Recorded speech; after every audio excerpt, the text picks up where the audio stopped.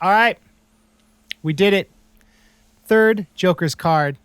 Now, this is the Riddle Box, and it ties in a lot of mythology about what happens. Oh, Snax is holding it up. What happens when you... Oh, vinyl, too. That's worth $200. Holler. What happens when you die? And we look at a lot of Greek, Hindu, Chinese, and Egyptian mythology, and there's very similar themes that resonate with the Riddle Box. In Egyptian mythology, there is this god Anubis who kind of functions as the Riddle Box, and I've touched on this in previous episodes. Basically, when you die, they weigh your heart. If your heart is heavy, that means you lived a life of sin and unkindness and cruelty, and you get eaten by this gigantic demon-headed crocodile named Amit, and you die forever. If you're good, you go to heaven. And this is a common theme in a lot of mythology. And just like Joseph Campbell talks about how archetypes transcend the form, that's something George Lucas tapped into when he did Star Wars. ICP is tapping into that. And this album really gets into that thematic element. This album is long. It's singularly unique. I think this album, Great Milenko and Jekyll Brothers, the Mikey Clark trio, the best Mikey Clark trio, are produced so well. Never again do I think their albums will sound as good as these records, technically and production-wise. It's long. It's like 70 minutes long, but it's a great classic. So, Snax, I'm going to throw it back to you. Let's talk about a little bit of the history of this record, because you did so much research for this show. Absolutely. I'm just so excited. I can't believe we're talking about the almighty third Joker's card. We've come a long way.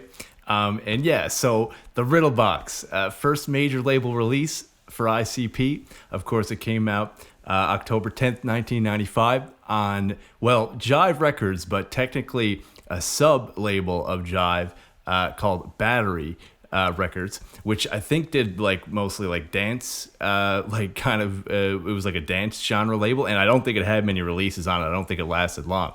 But you know, that was a Jive was the parent label, and like you said, man, ICP in fine form. They took it to another level all around. This is an absolute masterpiece. So October 10th, 1995, which was an exciting release because they did a lot of promo for this. They felt like, okay, we're signed with Jive. We're going to be able to sell many more records than we did. But they ended up selling about the same as Ringmaster, or a little more, right? Absolutely. Because, you know, the thing is that even though ICP were super excited to let a major label take over, you know, the promotional side of things, and they were, you know, thinking they could just stick to the creative side, all Jive really did was put the album back out in the regions that ICP had already built a fan base. So they gave them an $80,000 advance and just made all the money off the album.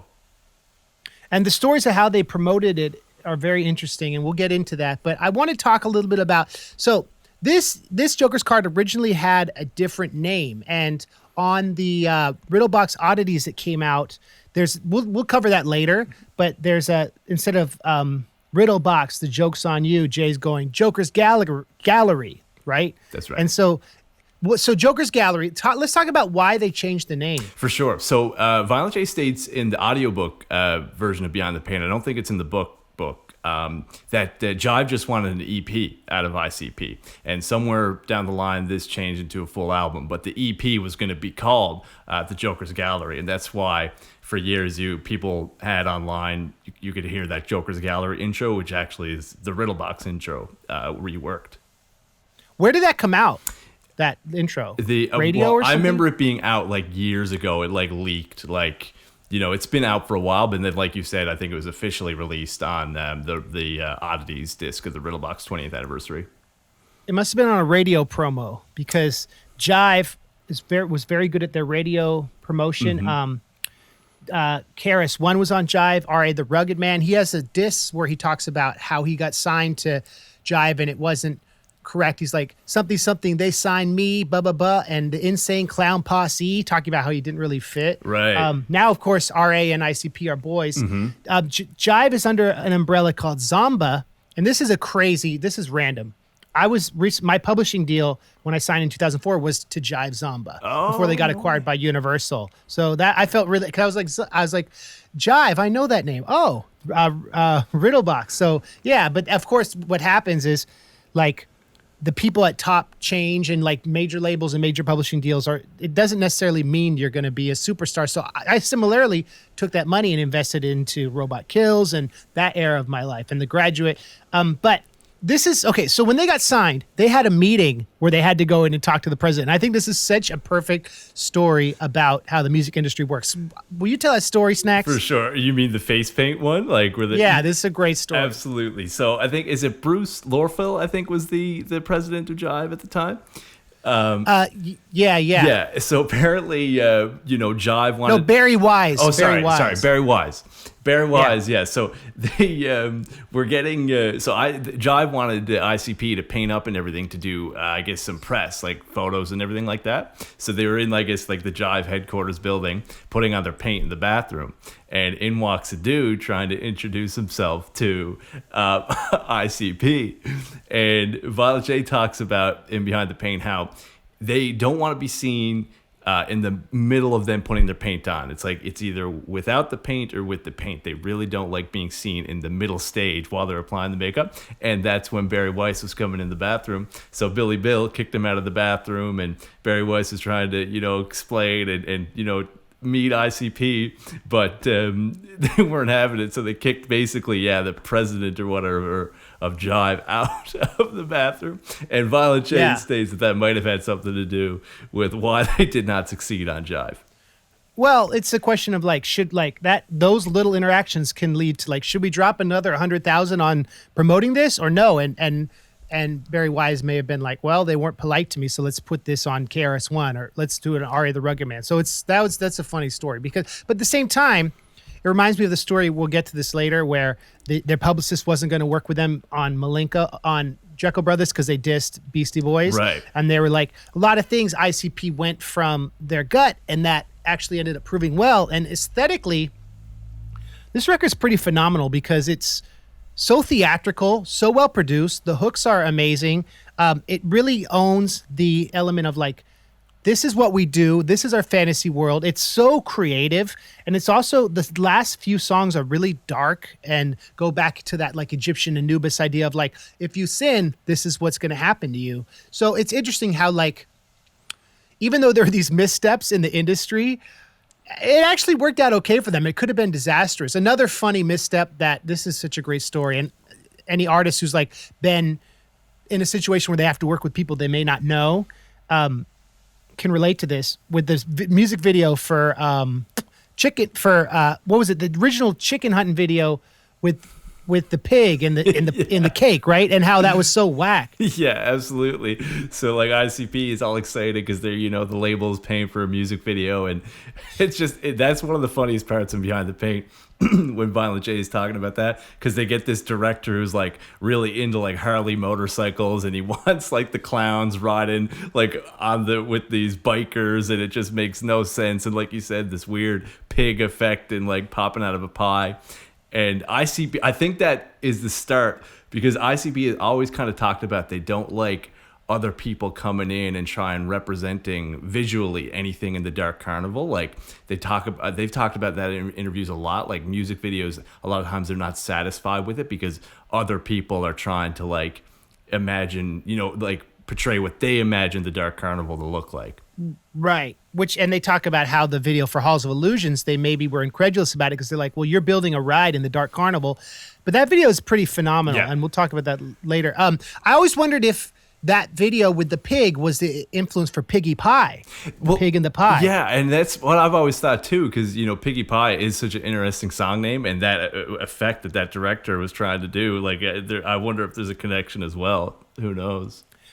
This album has great hooks, and I think one of the musical aces in the hole, or Joker's card in the hole, or whatever, is Rich Murrell, aka Legz Diamond. And if many of you have seen we maybe talked about this before, the Twisted Beyond the Freak Show DVD, the guy who wrote the biography on them, who's the clown, the Joker author, his name is Rich Murrell. It's a dig at him, at Legz Diamond. Legz Diamond would later put out the Purple Gang record with Jump Steady and Sugar Slam, which is, I think, one of ICP's best releases on Psychopathic. I think Rich Murrell, I'm such a fan of his singing, his character voices, his guitar playing. He gives them something musically that with Mikey Clark and them, the four of them, it's just so tight. And like, I don't think after was Rich Murrell on Jekyll Brothers a lot or no? I'm trying to think if he's on. I don't think so. Now Juggalos, correct us if we're wrong on that, but I don't think when I think of Jekyll Brothers, I don't think a lot of Legz Diamond. But I think of Legz Diamond all over Malenko and all over this record. And Absolutely. like his singing, it's just so, I mean, I love him. I would love to meet him. I'm such a fan of his. And I met him at the Gathering 2011. Oh my God. Yeah. You'd never told me that story. Yeah, he was super nice. Tell real quick. Yeah, it was actually super quick. He was just there to the side watching the show. I forget who was playing. And I had to go up and introduce myself. And he's like, man, I was like, man, you know, Legz Diamond, dude. And he's like, yeah. And he gave me this sick Legz Diamond pick. Like it was a pick with a little Legz Diamond logo. He's the man. Super cool. And he lives in the Upper Peninsula of Michigan. Not that I'm stalking him or anything, right. But like that is apparently like a beautiful place with a lot of like a great art scene, great community. It's apparently very cold in the winter. So what did Rich Murrell do in the winters? Stay home, practice his guitar playing, practice his singing. But you touched on this. So the first time we hear Legz Diamond is in the introduction. He actually plays the character of Riddle Box, right? He voices him. Well, yeah, I don't know if it's like Riddle Box himself or just someone who's in that realm that instructs the person who died to approach the Riddle Box. But like his lackey or something like that. Yeah, something like that. But he's definitely the voice that's in the intro that's telling the guy who just died to like what to do to turn the crank and everything. And like you said, he's all over skits on this album. And, you know, the guitar and stuff is played by him as well. And he does the preacher character on Killing Fields, right? Yes, he does. Yeah. And that later becomes like a character he returns to that you hear a lot. So yeah, man, what my point is that like having these different voices further gives dimensionality to the Dark Carnival, where before it was just Shaggy and Jay, and then it was Mikey Clark, and now they're expanding their musical arsenal. And one of the first singles, the Slaughterhouse remix of Chicken Huntin', really was kind of prescient because when this record came out, it was like a year or two before Limp Bizkit, Korn was out, rap metal was happening, and they were smart to be like, okay, well, let's add some guitar and let's see what happens. Let's not cram it down their throats. I feel like Jekyll Brothers became like the rap metal album, but this album has glimpses of it, and it's very exciting when you hear the rock elements of it. I mean, it's a musical potpourri of craziness. I listened to it last night in its entirety while I was playing Donkey Kong Country, the new Switch re-release. Nice. And I was listening to it and I was like, this record is so fun and so, right? Is it your favorite or it's one of your favorites? Well, it's definitely one of my favorites. I think it's like some of the best production from Mikey Clark. Like front to back, it's just astonishing how entertaining, like you said, it's fun. Like that's what I think of when I think of Riddle Box. I think it's one of ICP's most entertaining albums. Yeah. And it's one that like can turn people on to him. Yes. This and Malenko. Exactly. Shout out to my guitarist Mike Russo, because this is his favorite ICP record, and he's a phenomenal guitarist and singer. And it's interesting how musicians are gravitated towards this record because it's musically interesting. Absolutely. There's so many songs on it, and we're trying to keep these Hatchet Chats less than like 45 minutes. So what should we do? Should we go through all the tracks briefly? Because I want to throw up the track names and we'll talk about them. For sure. So I'll let you lead the way, Snax, and then I'll add little things if I'm thinking about it. So you could take over for this segment. Yeah, absolutely. So intro, of course, we already talked about, sets the stage where people get into a car accident and then somebody is instructed by Legz Diamond character to approach the Riddle Box. And I guess we should talk about what the Riddle Box entity is. It's almost like a Jack in the Box character that you approach after you die, and you gotta quote unquote turn the crank, and it'll reveal to you if you're gonna go to heaven or hell. And that's the intro, basically sets that up. And then after that, you got Riddle Box, the self-titled intro song, which is very typical amongst Joker's cards. Like it won't necessarily have a verse; it'll just be like a song that introduces the Joker's card. And but that Riddle Box is an amazing song. Again, that's when you realize like the production is absolutely amazing. And may I add, this album more than Ringmaster, it's when the beats sound more like circus music. 100%. You hear that a little bit on Ringmaster, but this is like all the songs. It's like like, yeah, it's like you went into a circus and sampled it and made it scary. And that is cool because it's musically tapping into the aesthetic. And that's what they say, like hip hop is, the medium is the message, right? That's the Marshall McLuhan thing we always talk about. If you can then, it's postmodern that it references things, it samples things. So if you can musically tell the story and then use the elements of what you're referencing and then make it original and imaginative, that's like such a great combo. So yeah, It's really cool how this circus music works on that. 100%. They really embrace the carnival aesthetic altogether. And that just continues with the show must go on. Like, I think that I can only imagine being a juggalo who'd followed ICP from like Carnival of Carnage or even Dog Beats and hearing that album, and when that song kicks in, like, I think a juggalo must realize, okay, wow, like ICP have really taken it to the next level, because that song is just so good. You do hear a lot of, the old school ICP vocal stylings, like they do a lot of like automatopoeia stuff that you've talked about in the past. But that just sets up the album once more and really get going. You get your first verses from J and Shaggy, and a masterpiece. They do that song live a lot, and it's always a good time. Yeah, didn't they do it at the Dark Carnival games? Yes, they did. That's holler. That's holler. That's where I met you, and that's when I opened for them. 100%. Which was a Fageless concert. They did a Fageless concert that time too. Yeah, no Fagel because it was supposed to be in the room, the side room of the hotel. That's right. That's a whole nother story. Oh boy. Okay, then we did Chicken Huntin', Slaughterhouse remix. We already talked about that extensively. I like the interview skit where they're interviewing them and they're just making weird demon noises. Yes, absolutely. So funny. One thing we might want to say about Chicken Huntin', a lot of juggalos might know this, is that ICP were resistant to doing a remix of Chicken Huntin' because, of course, Chicken Huntin', like you mentioned, was on Ringmaster. Jive wanted them to remix that really bad. ICP were hesitant, but Violent J said in Behind the Paint that they were right because it ended up being a classic. It got actually remixed by a remix team overseas, but ICP didn't really like it, so I think they took elements of it and made it their own thing, apparently. And I think all great guitar riffs are very simple to play. Hold on. Sure. Like the riff on this, I didn't expect to do this, but like when I learned to play this, I was so stoked. It's just C then B. Word. Boom. Absolutely. Boom. So like so that's like so fresh to like when I learned how to play that, I was like, oh my God, this is so easy and fun. 100%. It's just power chords, C, B, and all great guitar riffs are like you can learn them within like your first few weeks of learning an instrument. So that was musically it's a cool little thing. Yeah, that's dope. I didn't know that. Yeah, that's what's up. Three Rings we've talked about extensively. It was on the F off EP and Forgotten Freshness. Let's talk about Headless Boogie. Absolutely. Such a cool song. Probably like a bit more of the lighthearted, one of the more lighthearted songs on the album, about a guy who's walking through a cemetery. He gets scared by the cemetery caretaker, stumbles into a grave, and comes across an underground dance party of dead people where they're doing the quote-unquote Headless Boogie. And just amazing. This is also another live classic, and just one of the many, many classics from this album. I mean, the imagination, dude. It's like the imagination. Like no rap album in the mid-90s had this kind of imagination and this like, you know what I'm saying? Like 100%. It's like, okay, what a concept. A lot of these concepts, I'd heard these songs, but you're very good at like explaining the depth of them.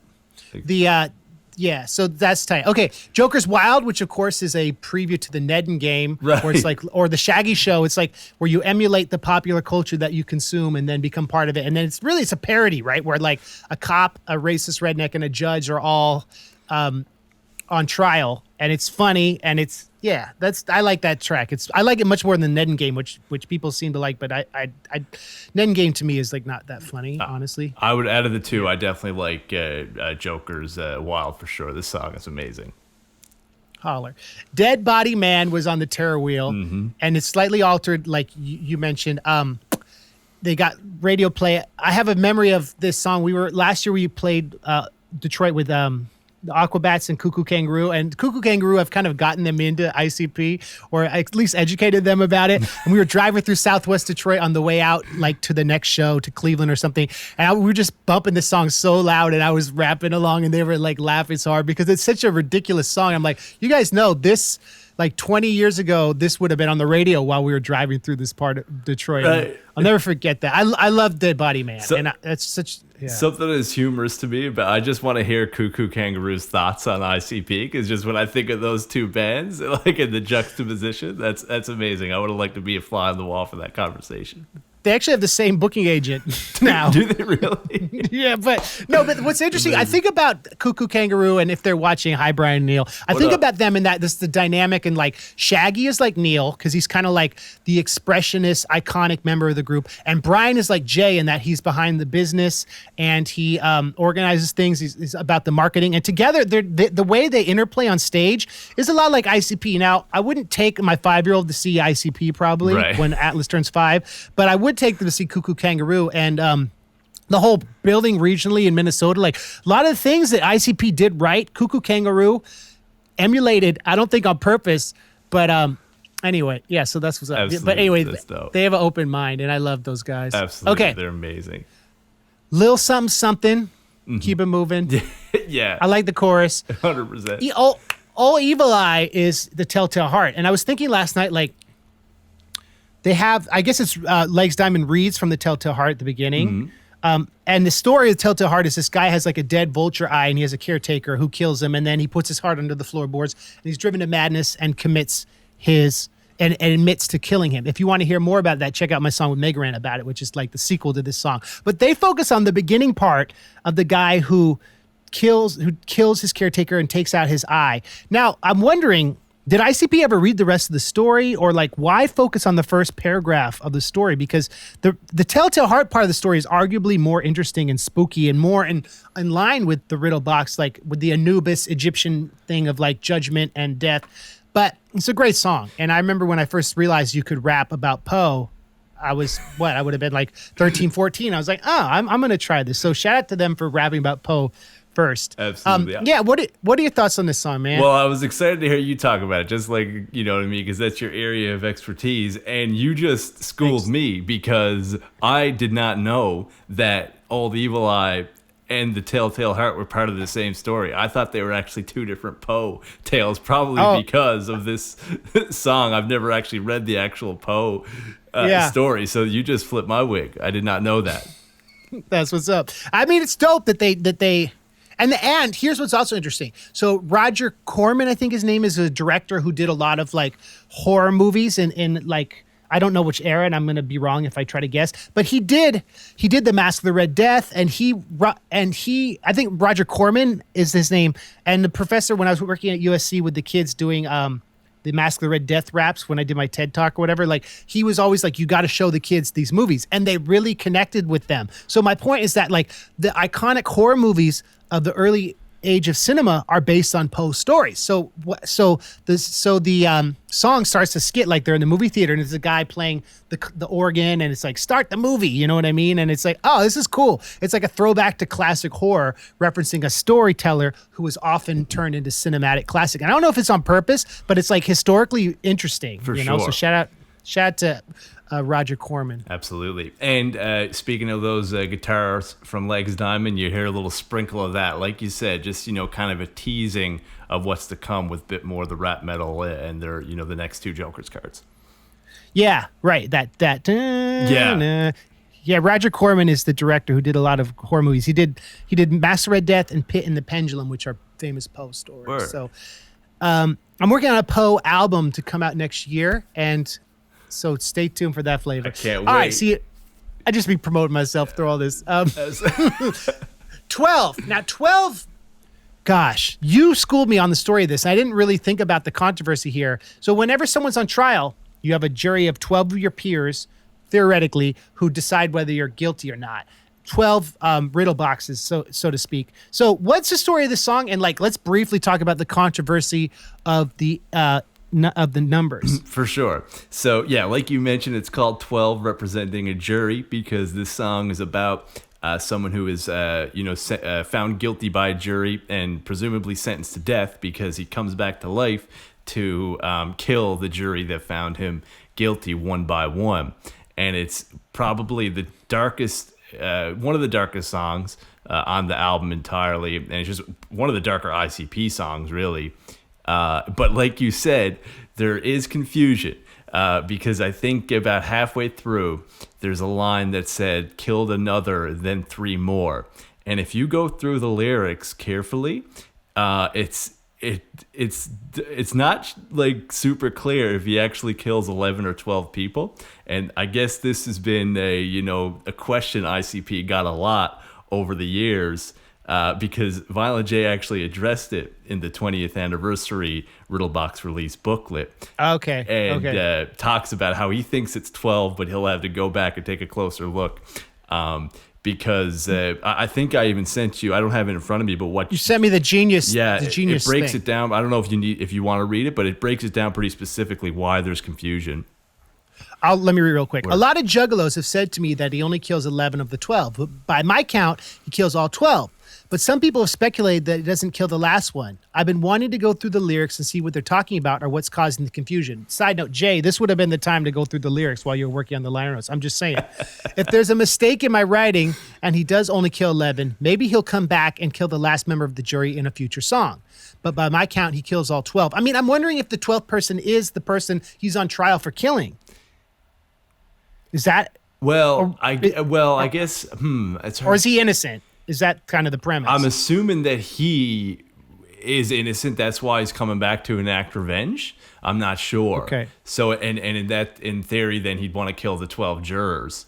But like okay. It is weird that whole like killed another and then 3 more kind of throws things off to where like there's 2 possibilities, and I don't think either of them actually make it. So either one is over and one is under. Exactly, or something like that. I don't know the specifics, but there's definitely some confusion. But it would be cool if on some Joker's card there was a song called One, and like Jay says, it's the the one that he missed. Yeah, that's crazy. I mean, it's a yeah. I didn't even realize it was about killing a jury, and you don't find out to the end. And Jay talks about how he's against the death penalty. I've heard him say that. I don't know if it's on this song or another one where he talks about time. Right? It's on this album, something about how time is the most precious thing. I know he talks about it constantly, but Killing Fields, which is a great pivot to the second to last song. So this is the one we talked about where Legz Diamond is the preacher. Let's talk about it, Snax. Absolutely. Such a good song. Again, one of the darker songs in a way, but sonically, the choruses I've always found not so dark compared to the content. There's almost like a juxtaposition, but the Killing Fields are basically... it sounds like he's describing hell, Violent J, in his verses. Like he's waking up and, he sleeps on a bed of nails. There's basically, everything is horrible and, full of suffering.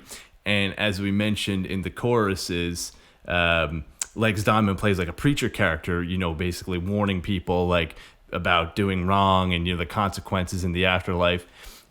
But during those breaks, there's almost this like haunting, just violent. It sounds like Violent J just repeating down, come down. And it doesn't, it's almost like kind of like, does it sound dark to you? Like, what do you think about that chorus? Right. It's like peaceful, right? Yeah, there's something peaceful about it. And like, I don't know if that's like kind of, they were trying to like express that like darkness, living like a sinful life is seductive in a way and hypnotizing in a way. That's kind of what I was but that's always struck me as strange because it's such a dark song, but it's got that like uplifting chorus. Well, I mean, that's the whole ICP aesthetic, right? You can say something dark if you sprinkle it with humor or light or something musically. If it's a minor, like you have like a minor key melody with a major key, like harmony or something. I also want to say the Killing Fields, in a historical sense, Megadeth have a song about it. It comes from this historical thing where in Cambodia there was this genocide where like 1 million people were killed in these fields, and I don't know if it's a reference specifically to that historical thing, but it taps into this idea that evil is not just endemic to one part of the world or one type of people or one culture. I mean, you know what I mean? Like that's the that's if juggalos want to read about it, there's a great article on Wikipedia where it talks about it. But it was in the 70s, the end of the 70s where this happened. So sure. Jay would have been a little kid and Shaggy would have been kids when this happened, so maybe they would have read about it in the news. But I wanted to cite that. That's like most likely a reference to this historical place. For sure. Yeah.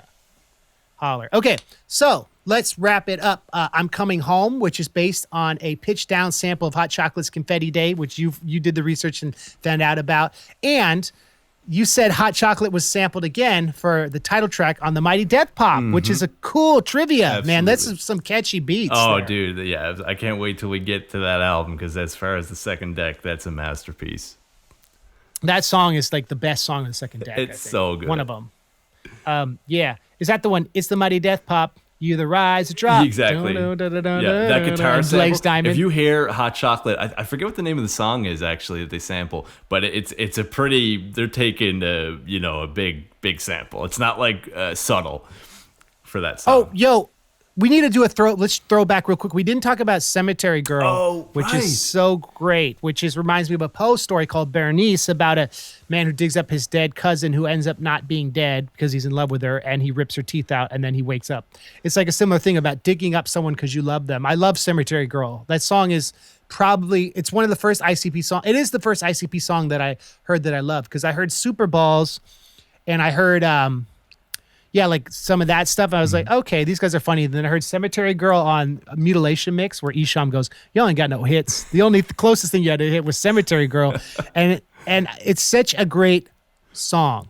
It is. It's such a great, dark, wonderful storytelling song, and it's spooky. What's up with the witches at the beginning? Do we know what that sample's from? Tried to find it. I thought that at some point I knew what that was. I tried to find it for this episode. I could not find it again. I thought it was from a movie or something. Couldn't find it.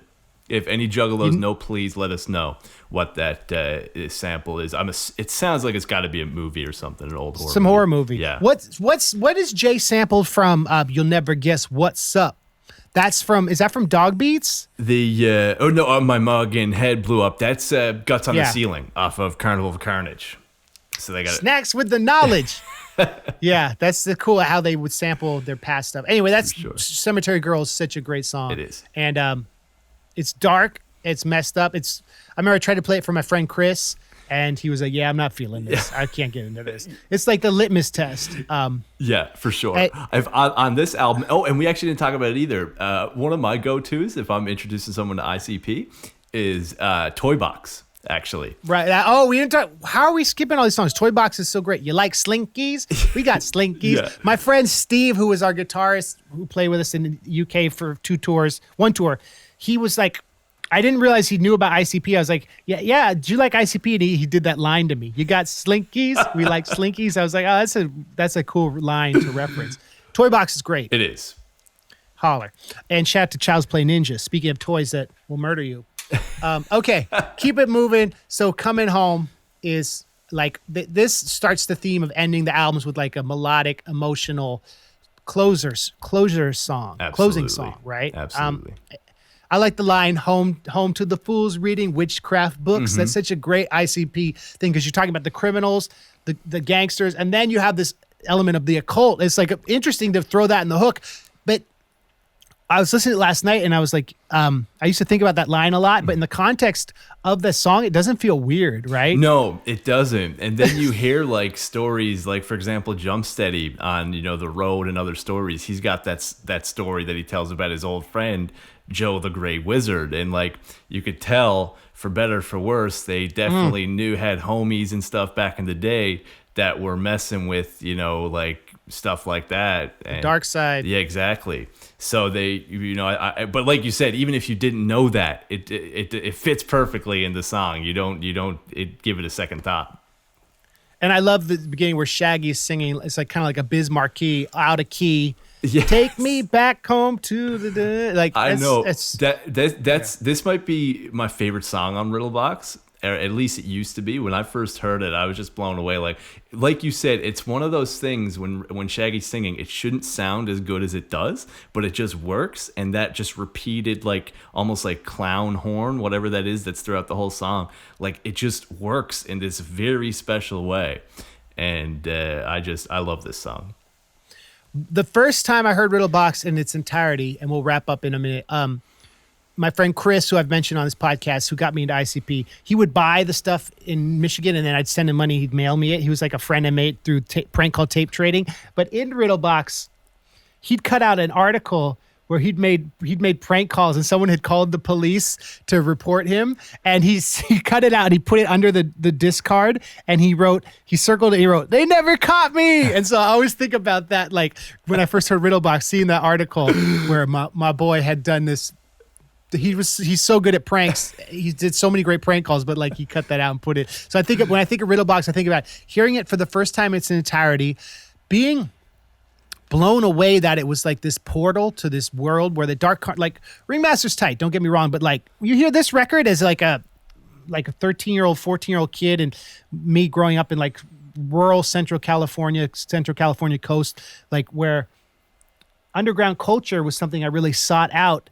And the irony is that this was brought to us by a major label, but this wasn't their moment where they hit mainstream acceptance, but they were so ready for what would happen next. So let me ask you this, Snax. Would they stay on Jive Records? No. So like you said, it wasn't what they thought it would be as far as what Jive could do for them, or at least wanted to do for them. But the Dark Carnival works in mysterious ways, because it actually motivated them to prove to Jive that they could work nationally. So the famous story is Psychopathic Records crew throw a dart at a map of the U.S. It lands on Dallas, Texas. They drive the Riddle Box vans that they bought with their $80,000 advance from Jive to Dallas, Texas, and promote for 2 months straight. Bring the Riddle Box numbers up to a smooth 100,000. During this time, because ICP are dissatisfied with the label Jive, their manager at the time, Alex Abyss, who was their manager for years, of course, is working to get them out of their label deal. And Hollywood Records wants to buy their contract out. But then because Jive seen, like ICP sold the record for them, basically, they wanted to keep them on for another record. So there was like a whole 4-month contract negotiation, but eventually, as many juggalos out there know, Hollywood eventually bought their contract out, and we'll see how that turns out for those who don't already know. Yeah, I mean, if they'd stayed with Jive, they wouldn't have had the Disney controversy, which then led to the huge exposure. So exactly. It's funny how things worked out.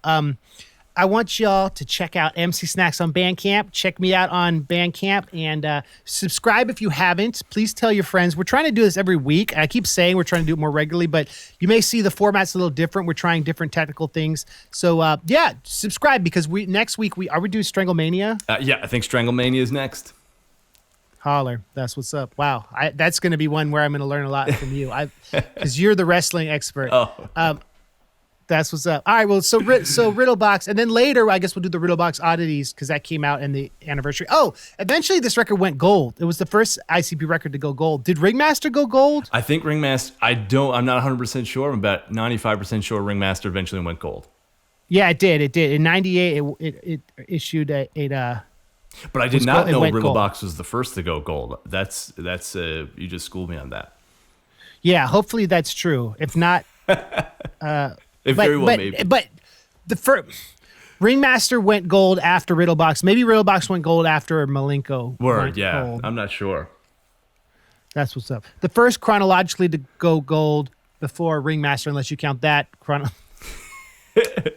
Either way, they've sold ICP sold like 7 million records, man. They did. Pretty good. It's pretty good. Not bad. Not bad. All right, thanks all for watching, and thank you for all the juggalos who've been sharing this, and it's been a lot of fun. So we'll see you next week. Peace. Much love, juggalos. Peace. Whoop whoop.